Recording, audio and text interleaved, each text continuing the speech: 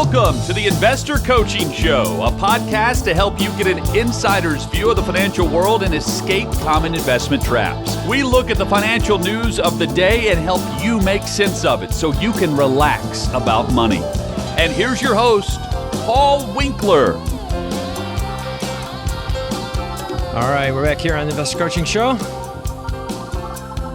Paul Winkler. Let's see. I had a couple things here, Jim. I had this one guy. Yeah, let me start off with this. This guy was going to tell us what was going to happen in 2025, and he had a kind of his, what you ought to do. 13 things, 13 ETFs. And number one, what I did is I said, okay, so how did he do? Did he do a good job? Did he figure out what was going to do well over the coming year in 2025? So number one, the first thing I did was this. I took the list of 13 things that he said that you need to invest in.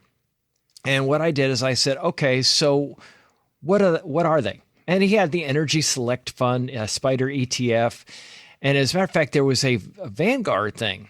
There was something about the Vanguard had actually done the same thing. They had actually recommended something very, very similar as far as what was going to be good for the year ahead. And I thought it was kind of interesting, their take on what you ought to be investing in. They said something about energy, that renewable energy was going to be the thing that was going to be the big deal in the coming year. And nothing could have been further from the truth. Yeah, that's hilarious. That's kind of so 5 years ago. Yeah. And that is exactly what they said was going to be the thing going forward, and it didn't work out so well. Yeah, it would have been great exactly 5 years ago. But so you're going to keep talking. Go ahead. No, I was just saying in terms of the sector funds. Are there more sector funds on there? I'm kind of curious to know what the 13 were in total. Yeah, there were a lot of dividend stuff. Okay, is what they believed was going to do well.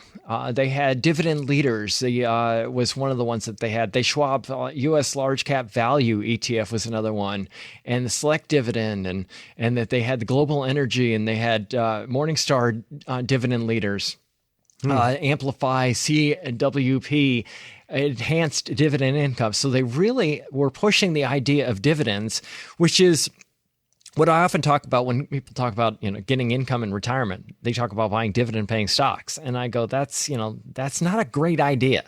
Number one, because you're buying companies that are more distressed when you're buying dividend-paying stocks because their dividends or their earnings are high compared to their price. So what I did is I took the 13 funds that he recommended, the ETFs that he recommended, and I ran them through an overlap. I said, number one, what if I decided, maybe this guy's really smart? And he seemed really intelligent with what he said. I wish I could play the clip, but it's just not working. But anyway, it was, what if I just bought all 13?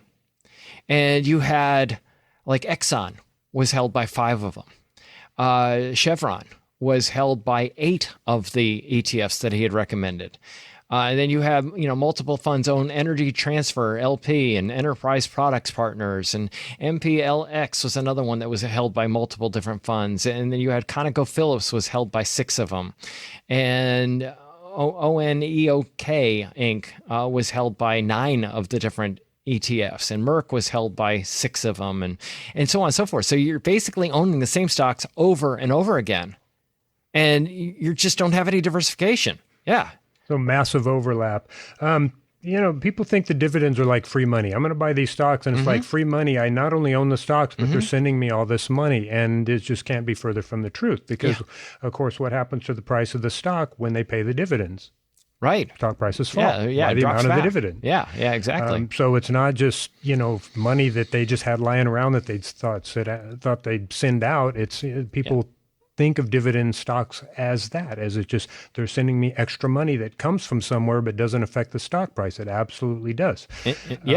And I like making the point that, if you're owning companies that are paying a lot of their earnings out in dividends, that tells you that they've run out of ideas. They can't think of anything better to do with the money that they've got than to just throw it back to the shareholders. And another point on that, on the sector funds, on the energy, why I brought that up, because I was curious if there was other sector funds in there, is one thing that always stuck with me from listening to Ken French, who was Gene Fallman, the Nobel Prize winner you talk about frequently, his research they worked a lot partner. together. Yeah. and talked about like anytime you drift from a market portfolio, you have to have a solid, robust, academically sound reason for doing so, not a feeling about energy is going to be good this year, but there has to be, years and years of data explaining why you're going to make that change, like you have for the value premium, the small premium, profitability, all that stuff. But just like, well, I think energy is going to be good this year, or even that we have all these reasons why energy is going to be good this year, that's not an academically sound reason, but yet you see it pushed time and time again. Own this sector fund. The programs that are say we're going to switch this stuff and you're going to own these sectors and we'll rotate you out into these other sectors. But nobody has that evidence to back that up. Yeah. And you talk about that because I played the clip earlier where John Bogle was talking about having a market portfolio, owning the entire market. And I was like, I bristle at that because if you look at target date funds, a lot of them do that. They'll own the total market funds and they're really overweighting the bigger companies in there. And what would be a good academic reason, according to French, would be to say, oh, well, small company stocks outperform large company in 83% of 20-year periods. And 96% of the time, value outperforms growth. Well, what are you doing? You're overweighting growth and large. Both the opposite of where you would expect greater returns long run. And that would be a good academic reason to drift, but you're not drifting as in you're drifting in and out. You're statically holding that asset category and saying, I'm going to put 20% of my portfolio in this asset category, for example, and I'm not going to change it. I'm not going to go 20% this year and move it to 10% the year after that, or move it to 30% the year after that because I have this hunch on what's going to happen next. You don't ever do that. The interesting stat that we probably talked about from time to time is the percentage of the S&P 500 that the top 7 companies hold, which is 30%, say. Yeah. Actually, it's about 40. It was that bad. Yeah. But the flip side of that is the bottom 250. Yeah. Only 8% of the whole index. Yeah. Isn't that insane? Yeah. So it is just I didn't know that number, but that's insane. That's interesting. What an interesting number. So what happened? He had 13 funds that he recommended. What was the return of his funds? Now, here's where the rubber meets the road. Let's say you're an investor and you said, I think I'm going to do what this guy says. I think this makes sense. This sounds like a really good move. And you put your money in these 13 ETFs that he recommended. Your rate of return last year would have been 14.72%. Not terrible. I mean, you look at that and go, that's not bad. 14, almost a 15% return. Here's the part that you miss, is that it is under what the S&P did by over 3%. So it's over 3% underperformance, and it's about a 35% underperformance on what small international value stocks did. 35%. So you look at that and go, why didn't he say put money in small international value stocks for the year? And the reason would be is because what was familiar to him. Large dividend companies, and what was he sold on is the idea probably that dividend paying stocks are, good for retirement investors. And it sounds good, but just the evidence is it's not such a great idea. And what can happen too is maybe somebody follows that and just out of sheer luck that he gets a 25% return and they think like, this is the bomb. Yeah, this is great. I'm going to listen to this guy. This guy knows everything, or right. or I'm going to follow the strategy because it's sound or something like that. And then your portfolio gets 10 years of getting crushed. Would anybody be upset though with a 14% return? No, nobody's going to be upset with her. They're going to look at that and go, I made 14%. Listen to this dude. They don't realize that they should have had a higher return than that, significantly higher return, because that's what we consider to be a relative loss. You didn't lose money. You lost relative. And that's where a lot of investors miss the boat. They don't know that they're losing relative because they don't objectively look at the portfolio versus the benchmarks, and they don't even know how to judge it. And this is when I always talk about benchmarking. I've talked about it here on the show before.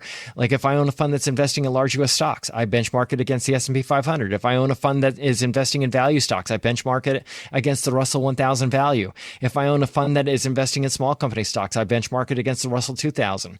Russell 2000 value for small caps, large international, EFA, Europe, Australia, Far East. Europe, Australia, Far East value for large international value companies, and so on. So you have benchmarks. This is key. Because otherwise, you're flying blind. You don't know whether you're doing well or not. That's the problem with investing. Markets go up and they go down. It's not like buying a car. I know that the car is good because the doggone thing runs. It gets me from A to B. I know the plumber was good because the water isn't leaking all over the place after he does the plumbing job. I know the electrician did their job because my house didn't burn down when I turned on the stove. I know objectively in other industries whether things were done properly. It's not as easy in investing. And I think that's critical that you understand that. You have to benchmark. And just because something goes down doesn't mean it's broken. That's really important. If I have a 5% downturn in my investments, I don't sit there and go, gosh, it's broken. Now, if the market went up and I went down 5%, yes, it's broken. But if markets went down, let's say the market that I'm investing in, let's say the area of my portfolio went down 5% is large U.S. stocks, and my fund went down 5%, that means everything's okay. It means that, because markets go up and they go down. That's what makes this so tricky for investors. We want that immediate result mindset. We want, I want to know that it's successful tomorrow.